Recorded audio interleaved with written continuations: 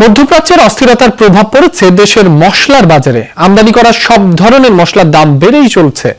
সংশ্লিষ্টরা বলছেন এলসি খোলা ও আমদানির পরিমাণ কমতে শুরু করেছে, কিন্তু পাইকাররা বলছেন বাজারে যোগানের সংকট নেই, তবে ভোক্তাকে কিনতে হচ্ছে বাড়তি দামেই।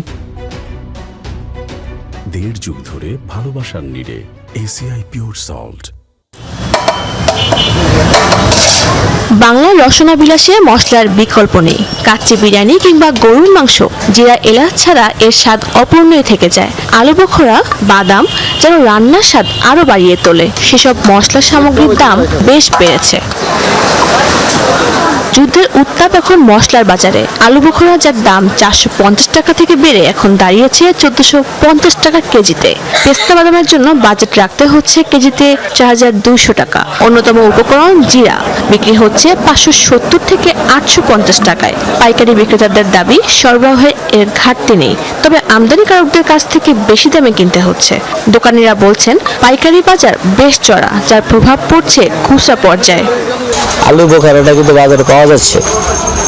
এরকম যদি হইতো যে একেবারেই বাজারে মাল নাই, তাহলে এটা সংকট। তারপর বর্তমান যুদ্ধের পরিস্থিতি, অনেকেই কিছু দাম বাড়লে যুদ্ধের কথা বলে। কিনা আনতে আনতে আমাদের যে খরচটা পড়ে তাদেরও একটু বেশি পড়ে, আমাদেরও বেশি পড়ে। তো সব কিছু বিবেচনার পরে আসলে যারা কিনে খায় তাদের জন্য সমস্ত চাপটাই আসলে তাদের উপরে যাওয়া পড়ে। কাস্টমার কিনতে চায় না সহজে, অনেক দাম বেশি বাড়ছে। এই কারণে যারা 1 কেজি নিত, 2 কেজি নিতে হারায় নেয়, 250 গ্রাম নেয়, হাফ কেজি নেয়, এর বেশি নিতে পারেন না। হোলসেল যারা তারা স্টক করে ফেলে বা আপনার সিন্ডিকেট করে ফেলে, এটা যেন আমাদের সমস্যা হচ্ছে। সরকার যদি এদিকে খেয়াল রাখে তাহলে আমাদের দাম একটু কম পাবো। চাহিদার তুলনায় দেশে মশলার কম উৎপাদন হয়, তাই প্রতি বছর 7 লাখ মেট্রিক টন মশলা বিদেশ থেকে আনতে হয়। যুদ্ধের কারণে মশলা আমদানিতে নেতিবাচক প্রভাব পড়েছে। গত বছরের তুলনায় এলসি খোলার হার কমেছে প্রায় 10%। এর সাথে যুক্ত হয়েছে আন্তর্জাতিক পরিবহন খরচ বৃদ্ধি।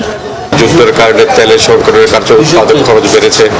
পাশাপাশি আমদানিকারকরা যে পণ্যটি তারা আমদানি করতে পারবে, নিশ্চয় এটা অভাবে তারা পণ্যটি আমদানি করছেন না। বেশ কিছু কারণে আসলে পণ্যের দাম বেড়েছে। ইন্ডিয়ান যতগুলো পণ্য আছে, বিশেষ করে বাদাম বা অন্য হলুদ যেগুলো আছে, ওগুলোর দাম সবগুলোর দামও বেশি, যার কারণে সেটা এখানে এক ধরনের প্রভাব পড়ে। গত বছরের তুলনায় চলতি বছরে জানুয়ারি থেকে মার্চ পর্যন্ত দেশে মশলার আমদানি কমেছে প্রায় 15%। শাজনীন অন্তরা, যমুনা নিউজ, ঢাকা।